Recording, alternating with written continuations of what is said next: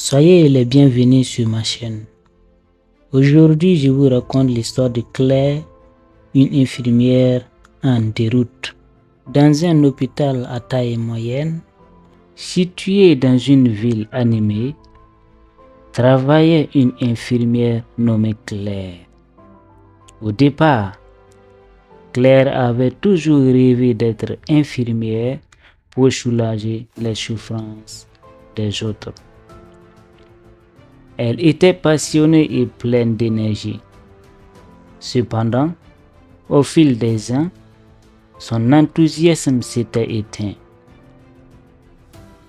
Le surcharge de travail, le stress et la bureaucratie l'avaient peu à peu détourné de son idéal.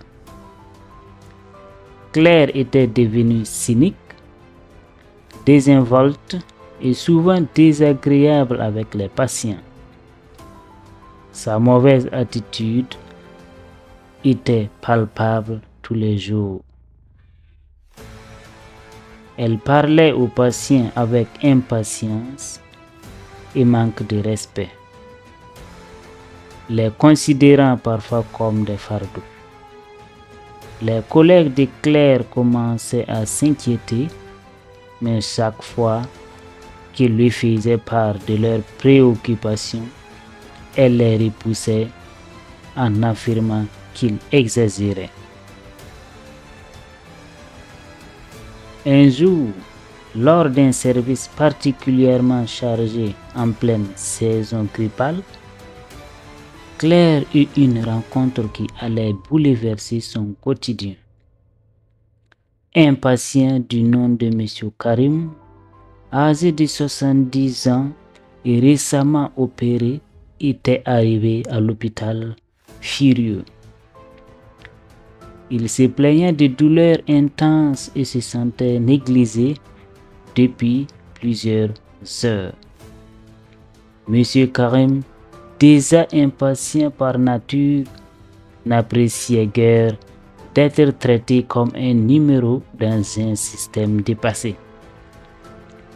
Quand Claire entra dans sa chambre pour la première fois, il exprimait sa détresse, mais elle n'en fit qu'un vague signe de tête. « Écoutez, je fais ce que je peux. Vous n'êtes pas le seul dans cet hôpital, » lança-t-elle, visiblement irritée. Cette réponse indifférente ne fit qu'attirer la colère de Karim. Il essaya de lui expliquer plus calmement son besoin de soins, mais Claire ne l'écoutait pas.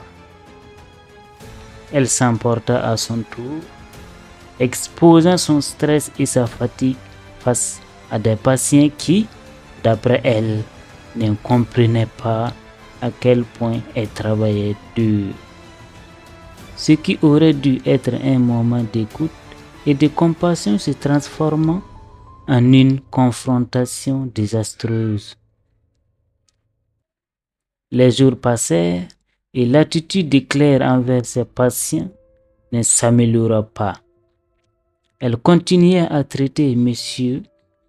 Karim avec mépris, ce qui ne fit qu'aggraver son état. Ne supportant plus son traitement, l'homme décida de porter plainte auprès de la direction de l'hôpital. Au moment où les plaintes commencèrent à s'accumuler contre Claire, elle ne réalisait toujours pas l'ampleur des conséquences de son comportement. Son responsable, inquiet pour la réputation de l'établissement, entama une enquête sur les rapports de comportement inappropriés de la part de l'infirmière Claire. L'atmosphère dans l'hôpital devenait tendue. Les autres infirmiers exprimaient leur solidarité envers M. Karim, mais Claire, de son côté, se sentait victime d'un complot. Elle croyait que ses collègues profitaient de la situation pour lui mettre des bâtons dans les roues. Les résultats de l'enquête tombèrent. Claire fut convoquée par la direction qui lui annonça les conclusions, les plaintes des patients, les rapports de ses collègues et les témoignages avaient accumulé un dossier assez lourd pour Claire. Les erreurs graves de service, les retards dans les soins et son attitude envers les patients avaient mis en danger la santé de certains d'entre eux. Les mots des directeurs résonnèrent dans la tête de Claire comme un coup de tonnerre. On lui annonça son licenciement avec effet immédiat. Cette décision marque un tournant dans sa vie. Claire devait enfin affronter les conséquences de ses actes et de son comportement. Le regard vide, elle se rendit compte qu'elle avait perdu ce qu'elle avait toujours voulu, la capacité d'aider et de guérir. Au lieu de cela, elle avait laissé son cynisme et son arrogance l'emporter. Et elle avait perdu non seulement son emploi, mais aussi la confiance et le respect qui lui avait été accordé en tant qu'infirmière. Après son licenciement, Claire prit le temps de réfléchir à son comportement, chose qui est bien et recommandée. Elle comprit qu'elle ne pouvait pas se cacher derrière ses excuses. Elle était responsable de ses actes. Sa vie prit un tournant inattendu. Elle se mit à suivre une thérapie pour apprendre à gérer son stress et à retrouver son amour pour le métier. Peu à peu, elle commença à faire du bénévolat dans une association d'aide aux patients. Elle retrouvait le sens de son engagement envers les autres et réapprit la valeur de l'écoute et de la compassion.